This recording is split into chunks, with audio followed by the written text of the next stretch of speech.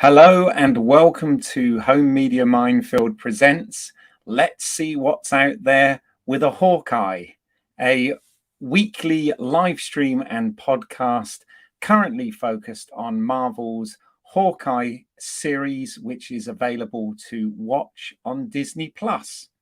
In today's episode, we are going to have a spoiler-filled conversation around episode 5, which is entitled Ronin. But I promise that even though we will talk about other elements of the Marvel Cinematic Universe, we will not spoil Spider-Man No Way Home, which has just hit cinemas this week. I have seen it and I loved it, but I promise I won't go there and spoil anything for you guys on that side of things. So with that said, my name is Keith Isles. I am an independent filmmaker, content creator, and lifelong enthusiast of movies, TV, and related media, and obviously very much enjoy these shows. So if this is your first time here, welcome. Please do check out some of the other work that we have on the site. For example, today I launched an unboxing of the Blu-ray special edition, limited edition of the Sam Raimi Spider-Man trilogy. So if you want to check that out, there is a video there for that, but we do lots of other content. It's not just Marvel and superheroes, it's anything really to do with film and television. So please do check that out. If you like it, consider giving the video a like, maybe subscribing to the channel, and obviously if you hit that bell icon, you don't miss any of the content moving forward, and it really helps us and we appreciate it. So as far as that sort of thing goes, if you are indeed watching us live, then by all means get involved in the live stream. Add your comments, anything like that is welcome. But if you're finding this as a video after the fact, then please put any comments down in the area below, and I will indeed try and respond to everything, as I always do. So with that out of the way, I want to introduce my co-host for this. He's on the road today, so hopefully we won't get too many technical issues, but I am joined by fellow podcaster and Marvel enthusiast, Pete Mealy. Hey, how you doing? I'm all right, Pete. Wow, look at that. You are mobile. You're literally in your car, yeah? I'm in my car. I am not mobile at the moment. So it's I am safe. in park. So you're obeying all driving laws. I do, although I just realized I left my seatbelt on, so I might take that off to look a little bit more natural. But yeah, I am not moving at all. I definitely hope you're not driving now. Oh no! Look! Static background. There we go. And where are you today then? Because obviously I'm based in London. If the listeners don't already realize that, but you're across the pond. But where are you right now? Normally I live in New York, but right now I'm working out of Philadelphia area. Right. So I know I was in Philadelphia last week for fun, and today I'm in Philadelphia for work. But that's just how it goes sometimes. Yeah. Fair enough. I have to ask you, in my intro there, I don't know how much of it you caught, but None of it. I said that I promised that even though we will be, of course, having a spoiler conversation about Hawkeye episode 5, Ronin, and we do touch on other areas of the Marvel Cinematic Universe, but I promised that we will not be spoiling the new Spider-Man No Way Home film. But I wondered, have you had the opportunity to see it yet? I have my tickets for Sunday, so I'm going to go see it Sunday. So Right. I cannot spoil it, except for what I've seen on Instagram, and I think there are some spoilers there. Right. But I did go to a crazy 6:30 a.m. screening in London in IMAX because I wanted to see it and not be spoiled. But all I will say, and this is no spoiler at all, is for me, you know that I hold a great fondness for Avengers Endgame, and I was, really blown away by that film a couple of years ago when that was out. And you know, the sort of phase 4, I love the Infinity Saga, but the sort of phase 4 stuff of Marvel for me has been a little bit hit and miss. But I have to say, this delivered the best time I've had in the cinema for a Marvel movie since Endgame. Nuff said. I won't go any more than saying that. So I saw that review. I saw you posted that review. And it made me very excited. Yeah, I couldn't help myself. I came out of the cinema very excited. I'm obviously we'll go and see it again at some point, maybe in a different format or something, because they've gone nuts. They've released it in 3D and 4DX and super screen and IMAX, and this actually is enhanced though. Something Disney are doing. Maybe I ought to do this on my one of my video explain reviews or something, but they are doing what they call an enhanced IMAX edition, and the entire film of this is in that ratio. So but anyway, I'm going off on a tangent there. Let me get back on track. Yeah, no, I want to talk about that more now though. Yeah, because I don't know what I'm going to see. Yeah. And is it going to be like a very different aspect ratio? It is. Well, you know, it's just, whereas for example with Hawkeye, even though that's on we're watching it at home, they have gone with a 2:35:1 aspect ratio for this show. So you've got the black bars top and bottom. Essentially what they've done with Spider-Man, if you see it at a regular cinema, that's what you'll get. But they've left enough headroom to have those black bars disappear and fill the entire screen for the enhanced IMAX experience. And they're doing that with the I don't know why I'm plugging Disney so much, but they are doing that with the streaming as well on Disney Plus. A lot of the films that had scenes in IMAX are now using that enhanced IMAX viewing experience to watch at home as well. So, but that's you know what? That is a whole nother stream. That's a different show. I apologize. It gets really complicated. The whole IMAX and aspect ratio and all that, because IMAX film is different to IMAX digital, and yeah, it gets complicated, and also presenting in IMAX is different to filming in IMAX. So there's lots of things around that. So I've already derailed this live stream before we've even started, Pete. I'm sorry, that's my fault. You said you wanted to drop it, but I had to ask you a question. No. Hopefully our viewers or listeners out there will find that interesting. If you've got questions about that, drop it in the notes below, and I'll get back to you on it when I can. But in the meantime, we always have a quick, brief synopsis of this particular episode, normally courtesy of yourself, Pete. So let me just throw up a holding window here, and we can get into episode 5, Ronin. Excellent. We see Elena being all Black Widowish until she blips and then comes back, and she just can't wait to see Natasha. Ew. Meanwhile, Kate goes home to get her wounds tended to, and her mom listens to her complaint about Tony. Hawkeye goes back to Griff's place and kind of tends to his wounds. Then Yelena goes and scopes out Kate Bishop, and they chit-chat. Kate then goes home and finds out that Tony's getting arrested because her mom called in the cops. Then Hawkeye, as Ronin, goes to Maya, and they chit-chat, where Clint tells Maya that the hit that killed her father was set up from the inside. Maya then confronts her, boyfriend, and then Yelena tells Kate that her mom called in the hit on Clint Barton. There we go. Splendid. Very concise, as always, Pete. Let's there we go. Sort my screens out. Yeah. So there was a brief synopsis of what happened. In terms of credits for this week, once again, this episode was directed by Burton Bertie, who we spoke about in a previous episode. But this particular episode was written, or the overall writing credit for this was given to Jenna Knoll Fraser. Jenna's previous credits include, and this is where I almost got confused, include a series. She was the writer on a series called The Romanoffs.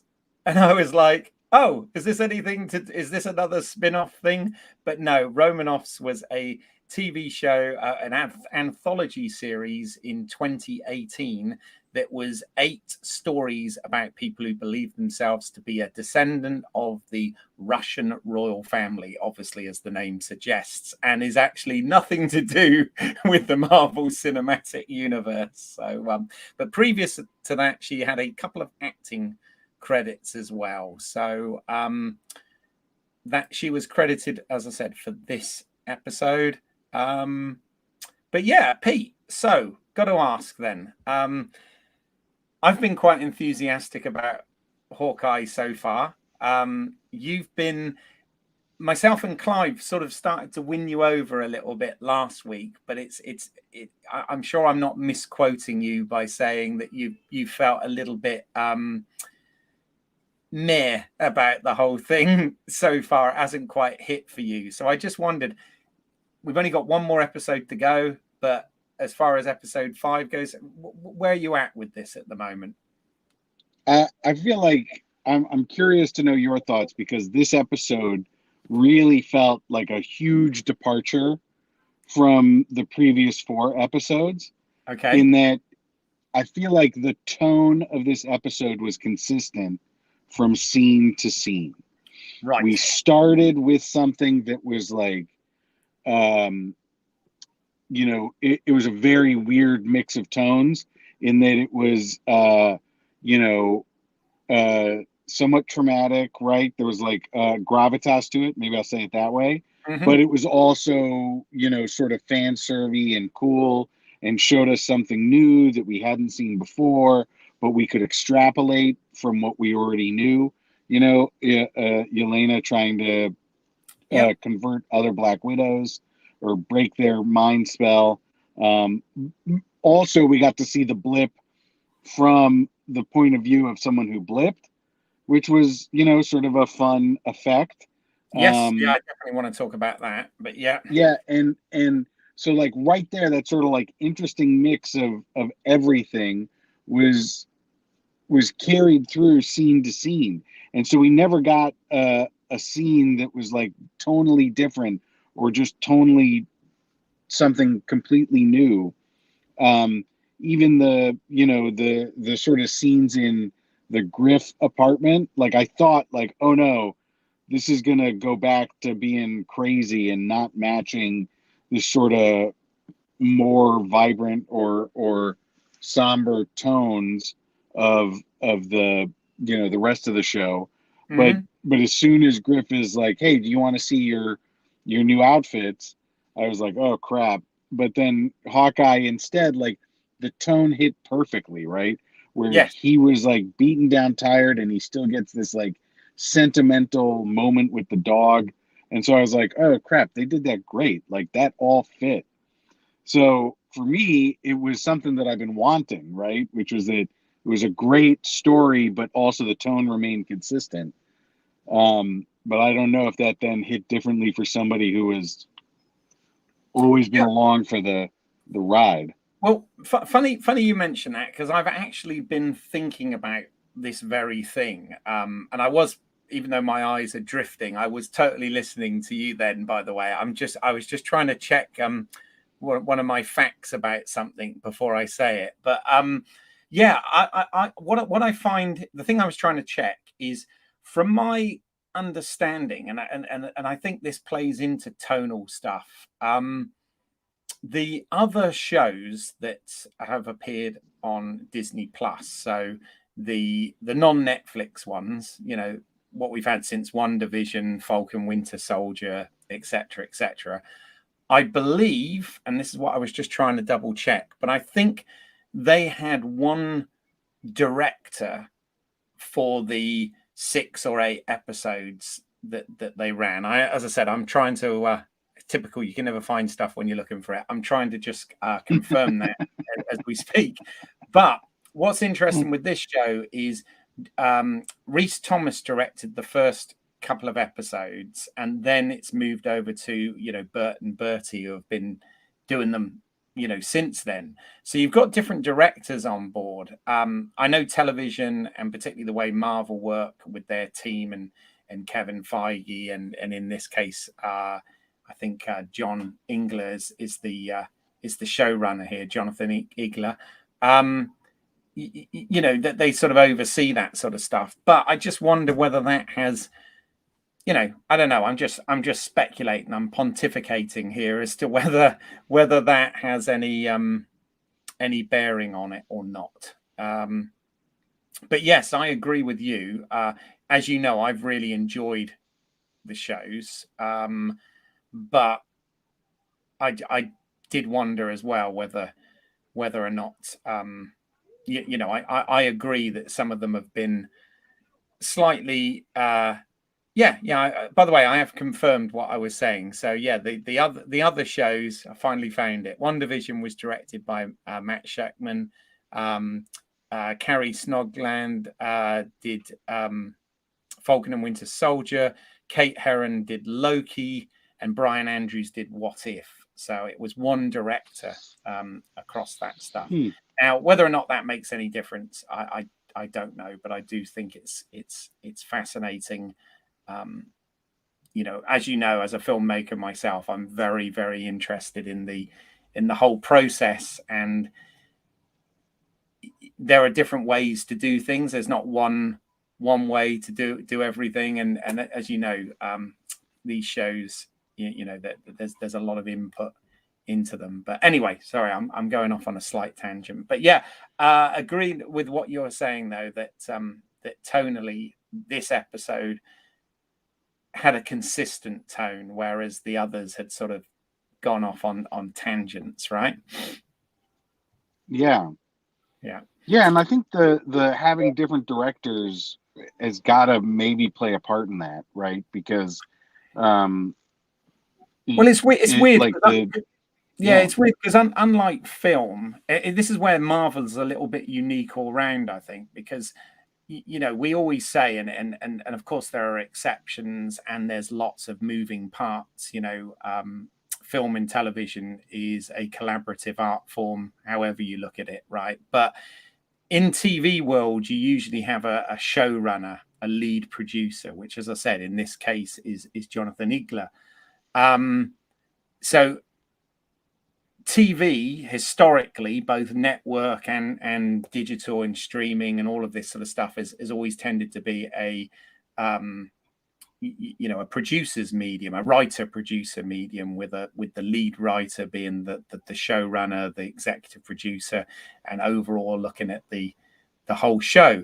What's interesting with Marvel, even when you take the movies, people say film is a director's medium, and of course, I'm not saying that the directors don't have huge input into these films, but Marvel being how it's set up, it almost runs a little bit like a the TV world, in the fact that you have a overall showrunner, which is the which is Kevin Feige. Obviously not just him. I know he's got a team around him, but everything's sort of channeled, and they get the final say there. So it's a little bit of a hybrid. I often think of it. I've always thought of the Bond movies, which is something I talk a lot about on this channel as well. But I've always thought of those in that way, because it's almost like a TV series, in so much as, yes, they have very, very talented directors coming on for these shows, some big names, especially in the latest movies. But they, at the same time, the Broccolis, Barbara Broccoli and Michael G. Wilson, are the lead producers and kind of sign off on everything. So, and are involved through the entire process. So, it's an interesting one, how all this stuff works. I've always been kind of obsessed with it, really. So, but yeah, I don't know, but I agree that this was definitely a consistent episode. So I like the fact that we start off in 2018. I do like it when they do this sometimes. So because obviously, as we've discussed before, the show takes place slightly in the future. It's like 2025, what they call so-called present day in this show. So we start off in 2018, and I believe this is unique because in the films we saw people obviously when Thanos did the snap and we had the blip, we'd see them vanish, or what's the term? Sorry, when they kind of blip, yeah, we'd see that happen. And then in shows like WandaVision, we saw people coming back from the blip. We also did, I believe, in the previous Spider-Man movie as well, where we'd see people returning from the blip. But this is the first time that we've actually seen somebody blip and come back. We've kind of experienced that whole thing with them, right? So we saw seen it through their eyes. Exactly. We saw Yelena there, look in the mirror and see herself, crumble out of existence, and then come back, and everything around her environment had that 5-year jump and changed. And I thought that was quite nicely shot, but also nice that they're showing us another perspective of something that we're now familiar with. Yeah, I love the effect. It had just the right amount of like, oh gosh, what's happening, and oh gosh, I can tell what's happening. When she started to blip, and then it was like the walls started to blip, is kind of how the effect did it. And I was like, wait, what's going on? And then I figured it out, and I was like, that was just a really well done, effect that told a story and took us on a ride, and I liked it. And I love it when things fill in the gaps, because obviously, that meeting that she had there with Anna, the other Black Widow, that they'd gone to, use the red dust thing that they used in the Black Widow film, when it's essentially, she says about setting her up in business and stuff, and I'm assuming that she's the one that sets up the meeting with Valentina Contessa, that we see at the end of Black Widow, right? So it's kind of filling in gaps, because that must have taken place shortly before that, right? When she blipped back. Yeah, I guess, right? Well, it had to have taken place after the blip, so that would have had to have taken place. Yeah. That all tracks.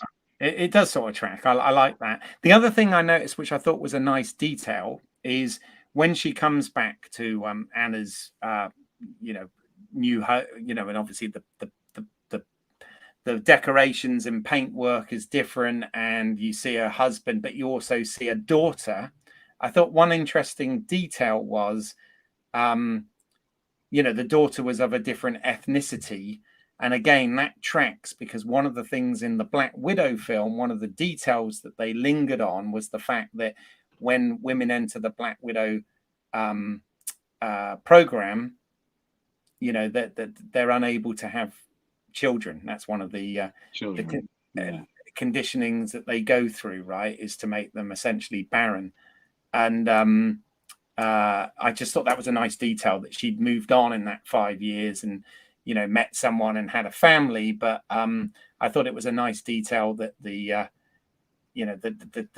kid, her daughter, in it was obviously not her biological daughter, if that makes sense. Am I reading too much into it? I don't know. Maybe I am. No, I hadn't put that together, but you're right. That makes a lot of sense. I had thought of it more as like a blip thing, right? Where on the practical stages of the blip, it means that you might have a lot of orphan children. Yes. And so it makes sense that post blip you have blended families. Yeah. No, absolutely. Which it was a nice touch as well. Sorry. Yeah, I thought it was great. No, it's Yeah, all right. I almost sneezed there. I apologize. that's right.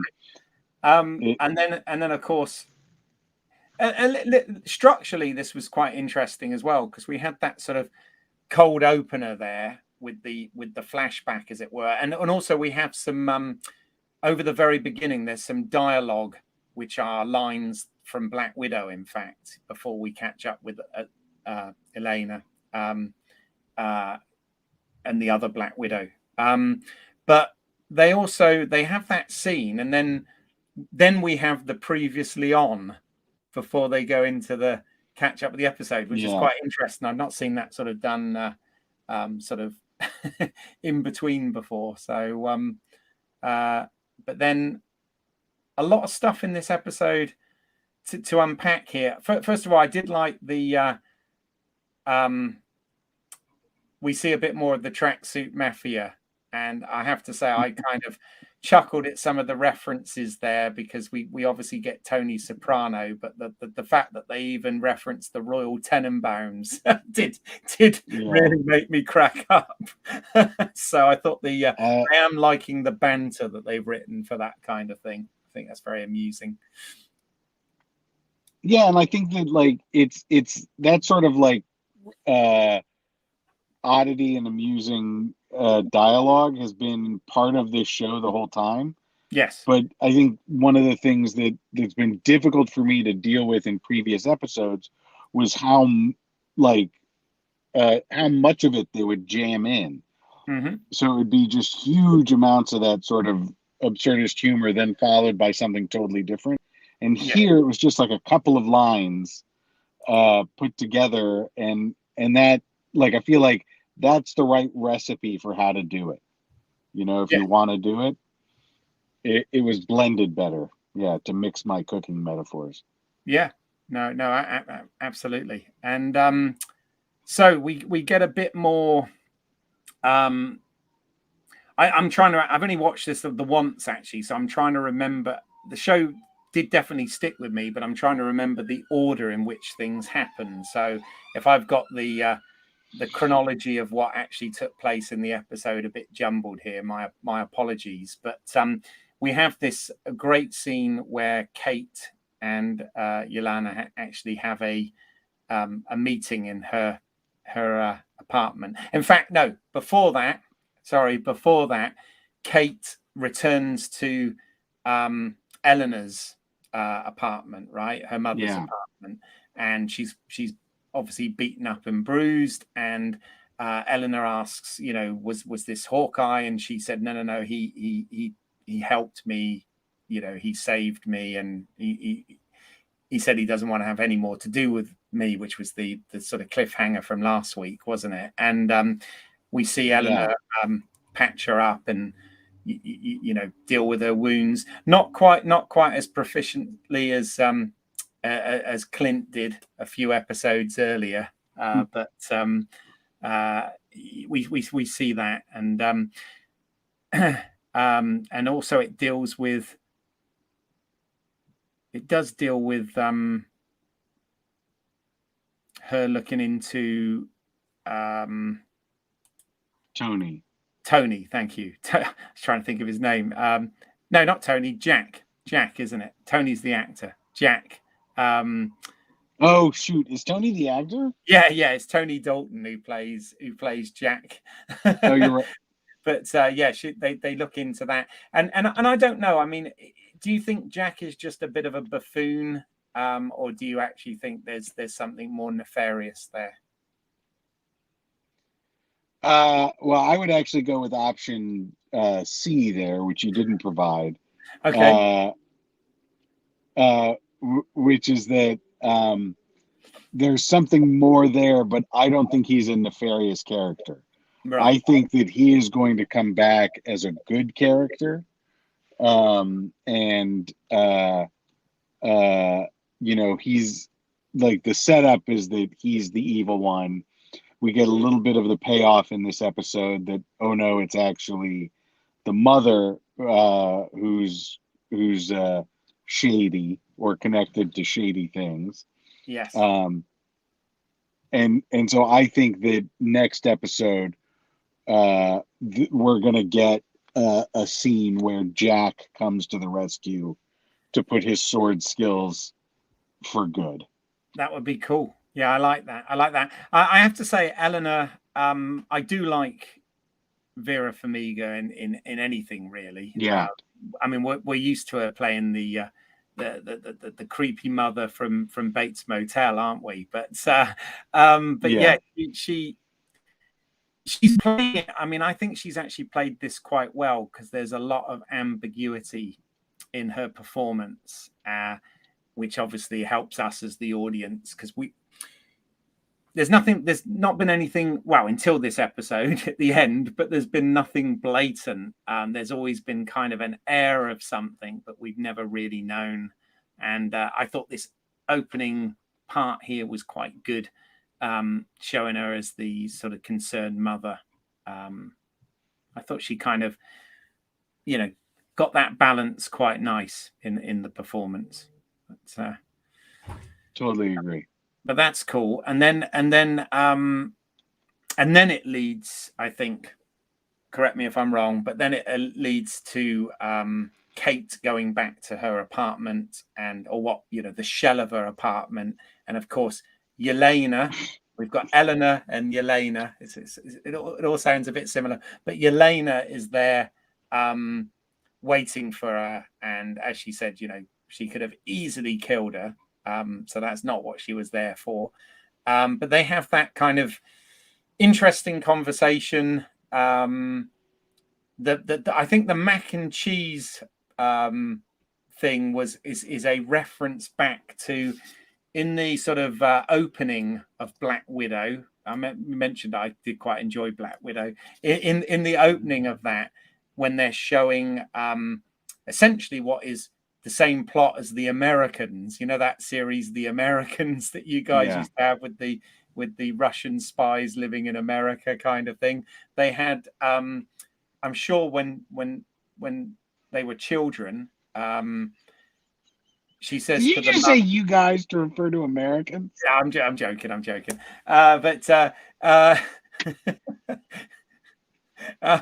no, the series, The Americans, not not the nation of Americans. I'm talking about the series, The Americans. No. You said you were like, that thing that you guys used to have to deal with about Russian sleeper. No. Sorry, I'm talking about I'm talking about the show. I'm sorry, that came out wrong. I mean the show, The Americans, not You Americans, The Americans. Right. I wonder if anybody actually appreciates our banter, Pete. Because we don't write this; it happens, doesn't it? Usually because of my own faux pas. But no. But I'm sure that they have a bit in the beginning of that film where young Yelena says to her mum, played by Rachel Weisz, I can't remember the character's name now off the top of my head, but she says to her about wanting mac and cheese, and she doesn't get it. But I wonder whether that's kind of a reference back to that. Maybe I'm stretching. I don't know. I don't remember that, but that does sound like something neat and tidy that they might try to do. Yes. Yeah. And they talk about the whole Sex and the City New York lifestyle, which is quite a funny little again reference back, isn't it, to TV series of old. And and they mention, which I think is quite interesting, the sites in New York. You of all people know all about this, but they mention the new Statue of Liberty. And this is not a spoiler for anything because it's in the trailer, but in the Spider-Man No Way Home trailer, you see that the Statue of Liberty is now holding Captain America's shield as a tribute. I missed that. Oh, I'll have to check that out. Yeah, I don't know. Again, I don't know whether I'm you know me, I'm always trying to find references and connections, and because I'm not too great with the actual source material, i.e., the comics, I'm always trying to connect things with the movies. Yeah. But yeah, I don't know whether that was a blatant reference, but that would indicate that the movie that's come out this week and this show are kind of not far off in sort of time as to when those events are happening. Timeline. Yeah, ish. Although we obviously know this is specifically at Christmas, which I don't believe the movie is. But yeah, cool. Me and my timelines. The timeline would be close, yeah. Me and my timelines. Because if we figure that the using Spider-Man as a timeline help here, the second Spider-Man movie, Far From Home, takes place the summer after the blip. After the blip return. The return. Right? And then it ends in such a way that you figure the third Spider-Man movie is going to pick up right where that one left off. Right? And so it's like about a year post-blip. I promised I wouldn't spoil anything, so I'm not going to. But yeah. Yeah. No. And so you don't say anything. I said it, and it's conjecture. And so then that means that the timelines sort of match up there, right? Yeah. Maybe a couple of months. Yeah. Exactly. So we get that. Awesome. We get that conversation. How did you? I don't know. What did you think? Did you like the conversation between Kate and Yelena? So I think it was one of the weaker moments in the episode, but it was still fine. I think that the mac and cheese thing felt a little forced in the episode, and like they just kept talking about it. The like you only have one fork thing, I thought was amusing, but then it also didn't quite make sense because there were two bowls in the shot. And so that right there took me out of it. But I guess, like, not to delve too deeply into my own personal family, but I did one time go and stay with a family member who had one fork, but they also only had one dish, right? And it was because he lived alone, and it was like it's all I ever needed. And so when I came over, he was like, "Oh, I have to go buy glasses. I only have one glass and one plate." And it was like, "Oh, that's hilarious." But anyway, I remember actually when I was at film school, one of my peers at film school who lived on his own was kind of he actually lived with other people, and this was part of the reason.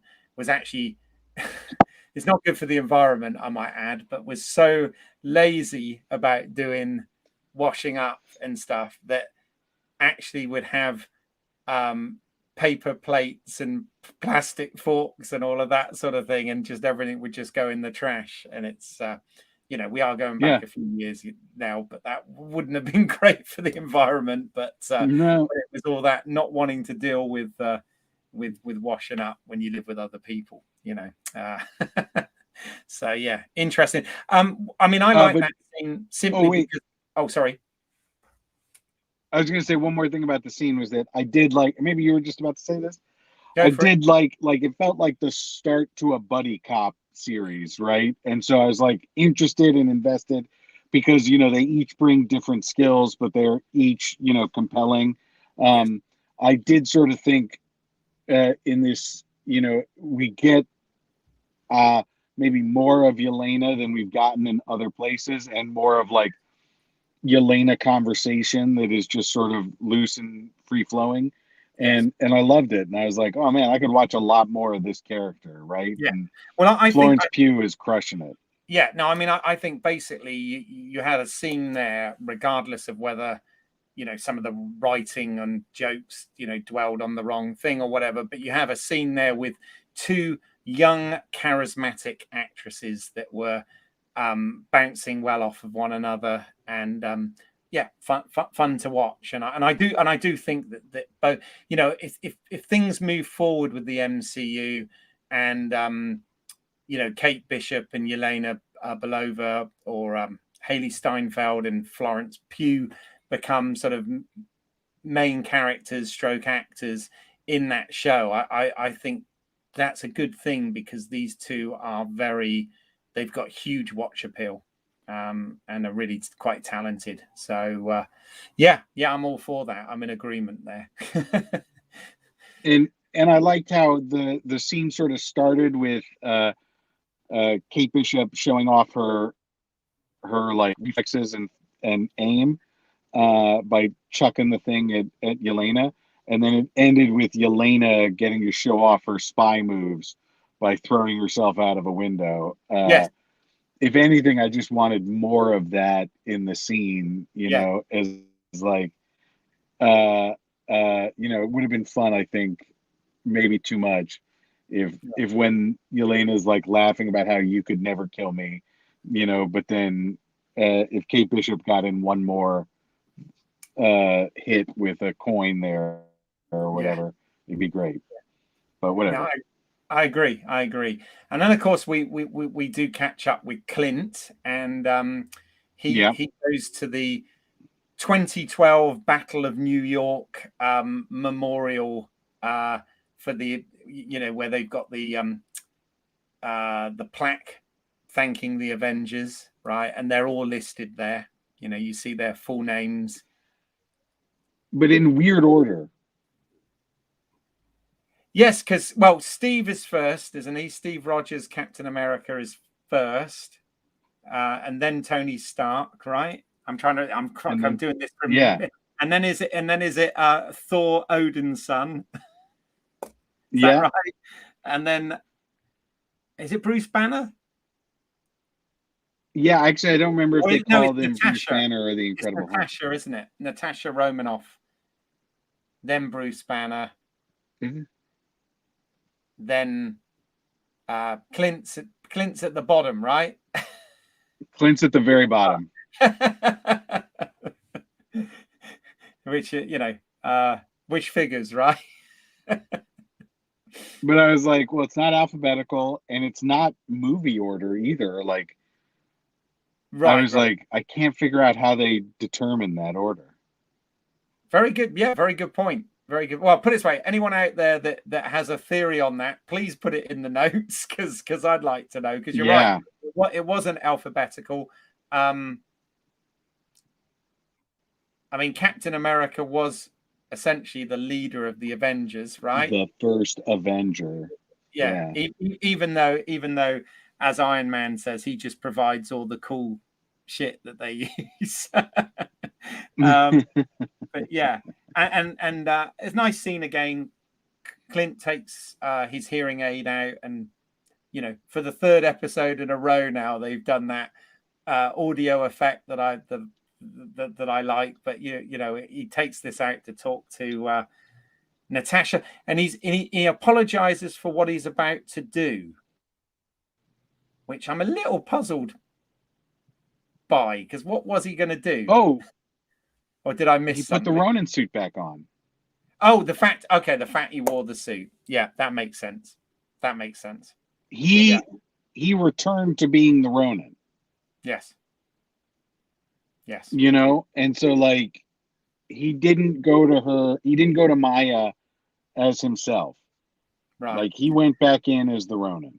Right. And also, I think I've jumped over something again, not the first time, but is it before this that he makes the call to his wife?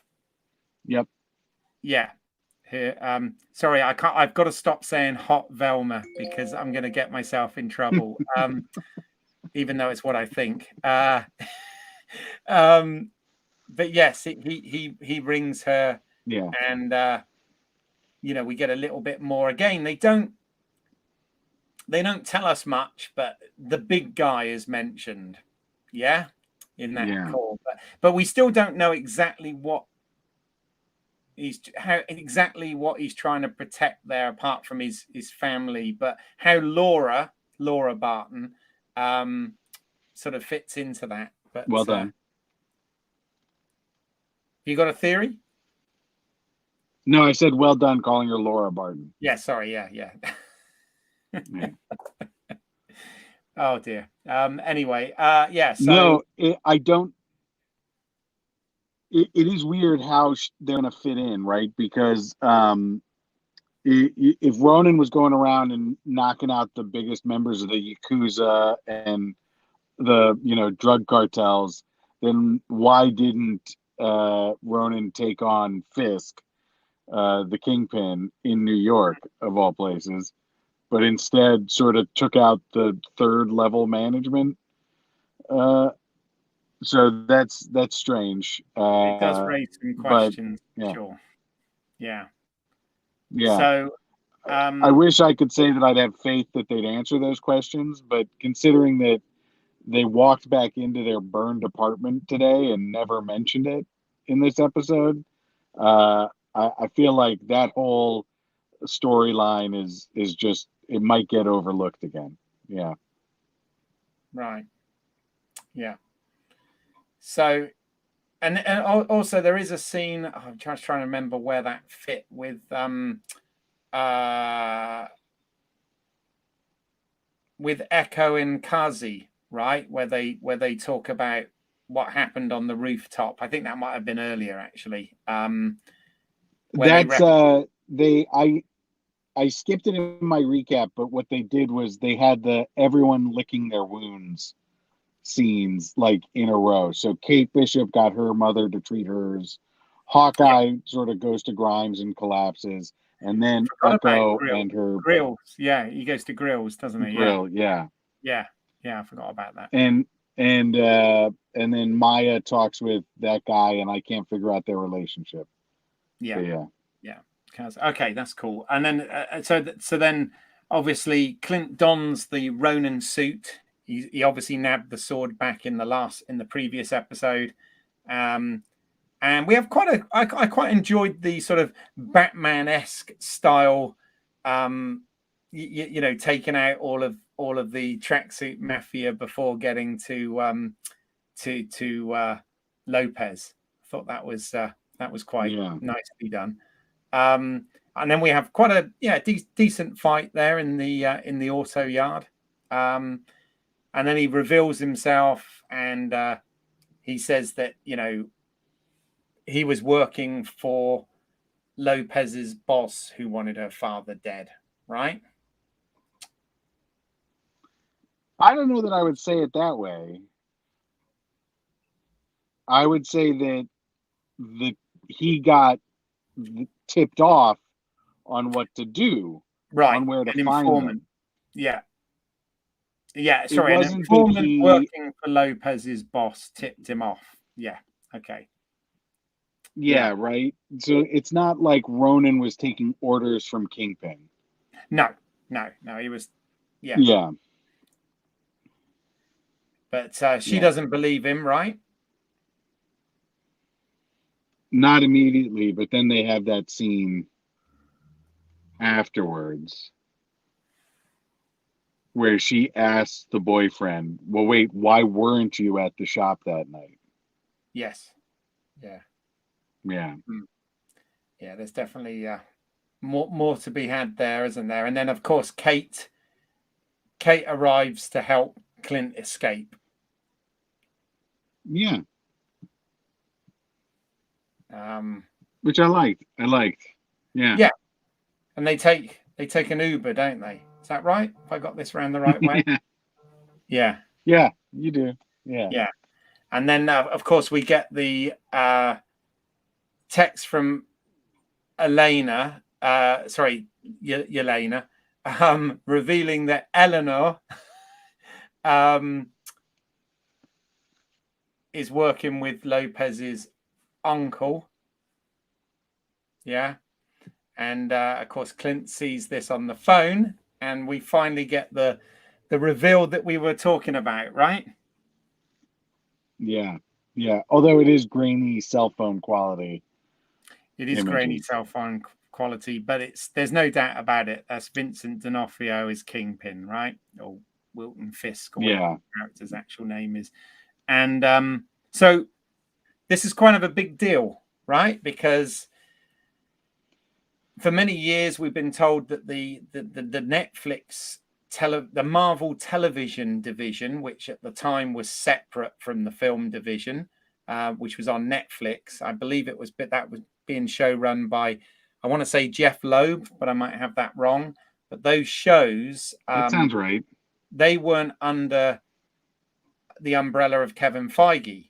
And so many said that even though those shows often referenced the films made no reference back to the shows. It was very much a one-way thing. And I know in Daredevil, which was the one I enjoyed the most out of those Netflix shows, referenced the Battle of New York on numerous occasions. I believe Jessica Jones also mentioned, Hulk and Captain America and stuff like that in some of the episodes.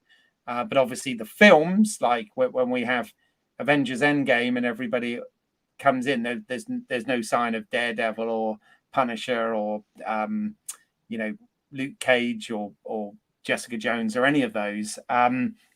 So many were saying for years that those shows weren't canon to the MCU, but this is kind of the first thing that's sort of crossing the streams, as it were.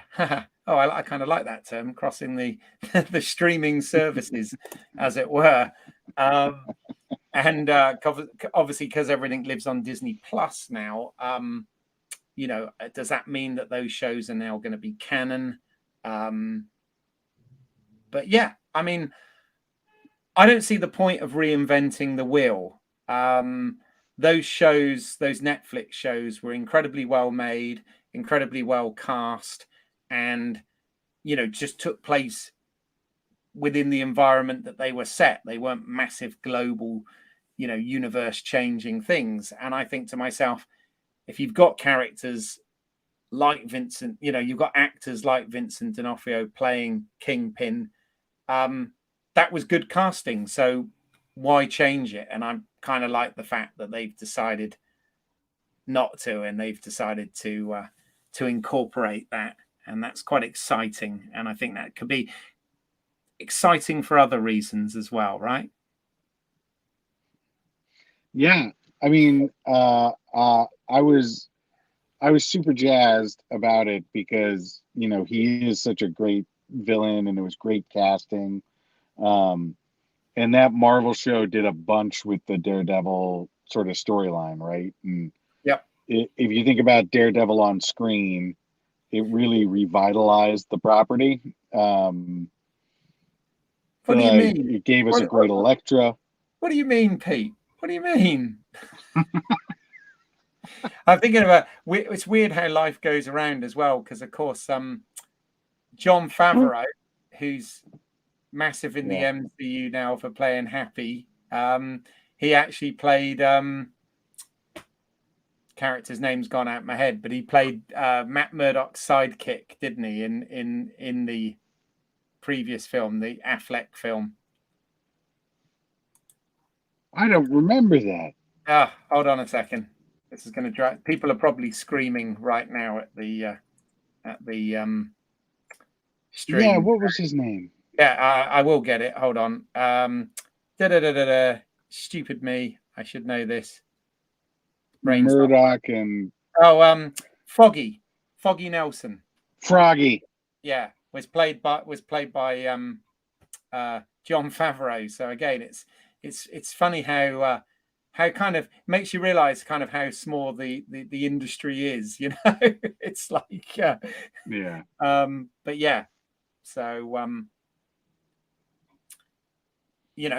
But what I was saying, right, is I think they took some of the best stuff out of, or they're starting with the best to reintroduce it. And I would love to see Charlie Cox as Matt Murdock or Daredevil come back. I think he really owned that role. That would be good. Yeah, and even down to, I don't remember the actress's name, but the Elektra in that series was great, and I'd love to see them come back as well. Yeah, Yeah, no, agreed. Agreed. We will see. So yeah, obviously Jennifer Garner played her in the movie, and I love Jennifer Garner, but that's obviously sure. you know that's not her fault. But in the show, I'm just trying to remember who played her. Oh dear, it would be good to be organised, wouldn't it? Electra was played by uh, Elodie Young, and she was very good, I thought. So It was great. Yeah, yeah, she was lovely. And yeah, so well, I mean, maybe they're doing a little bit of maybe they're going to do a bit of cherry picking, a little bit like they've done with Star Wars, and they've sort of cherry picked from Legends, haven't they? Certain things like yeah, Grand Admiral yeah. Thrawn, for example, has come into the show, and he was originally from the what Disney classed as Star Wars Legends. So who knows? Maybe they're looking at the Netflix series like that, and they're going to cherry pick. But we'll find out, I guess. We'll find out. Cool. I'm looking forward to it. I think it was, the right amount of sort of closing up loose ends and opening up new ones and new possibilities that really make you excited, right, as a Yep. viewer. Yep. And uh, I'd love it if this had happened in like episode 2 or 3, Mm-hmm. because it would have meant that we had a whole bunch more show to go. But we only have one more show to go, and about half of that is going to get devoted to Christmas schlock Well, with the yeah, family. maybe it will. Maybe who knows? Who knows? I must admit, Marvel are, if nothing else, they're surprising us. Got to give them that. So we'll see. We'll see. I mean, it is back to that thing where a lot of the shows so far have made no real consequence on the overall Marvel Cinematic Universe. So they've sort of existed in their Yeah. little bubble. And again, this could end up with a happy Hawkeye Christmas, but who knows? We've it's put this way. Let me ask you this question. I realize we're coming up to the hour, so we'll wrap it up. We're nearly there. But are you excited to see the last episode just before Christmas? Very much so. Very much so. Can't wait to see what happens next. Are you as excited about that as you are about Spider-Man: No Way Home? I'm more excited for Spider-Man, but I'm also going to see Spider-Man before I get to see episode 6. It's going to be quite the week. I've got to hand it to Marvel that they're really treating us this Christmas, right? Yeah. I was going to say it's almost like it's Christmas or something. We're getting Yeah. all this good stuff. Yeah. Who knew? Who knew? All right. Well, listen. If anybody out there is watching this or finds this podcast or video stream, please let us know. I know this is very much a casual conversation that myself and Pete are having. Please let us know if you like what we're doing here. If you've got any questions or comments, please do put it down in the notes below, and we'll respond. But I do appreciate it. Pete, where can people get in touch if they want? Please look up the Let's See What's Out There podcast edition of some of the stuff that comes up on Home Media Minefield. We are at LSWOT Cast on social media, or you can send us an email, lswotcast@gmail.com. Have you checked the email lately, Pete, by the way? I haven't. That's why it's on my phone. So when I open then. my email app on my phone, if there's any email, it's there. That's good. That's good. Okay. Well, obviously you're already here on Home Media Minefield channel. Please check out, as I said, I've done today I've done an unboxing of this special Blu-ray Spider-Man digibook edition, and you can see that closer and in greater detail on that. Also, obviously, we've got other episodes covering the other Marvel shows to date. So please go and check those out if this one's interested you and you want to look at what we've discussed previously. And if you see this in time, tonight I've actually got a live stream going out tonight at 7 p.m. UK time, or should I say 007 p.m. UK time, which is a live stream on the Timothy Dalton James Bond films. So 1987's Living Daylights and 1989's License to Kill. And I'm really excited because I'm going to be joined by Josh Spiegel from Movie Timelines. You know, you think I'm crazy about timelines, you should check out this guy's work. And I'm also going to be joined by Andrew McNess from A View on Bond, who are based over in Australia. So I've got it's going to be a true international, me in London, Josh in California, and Andrew in Australia. So please tune in, get involved in that live stream. If you've got any questions, that will be great. Sorry, Pete. No, I was just going to make a joke about movie timelines. What about podcast time zones, right? Yeah. Going UK, Australia, and California. You'll be having dinner. California will be having lunch, and Australia will be too early for breakfast. Wow. Yeah. No, absolutely. It's pretty much is that. Absolutely. So yeah, that I've got to obviously this afternoon get ready for that.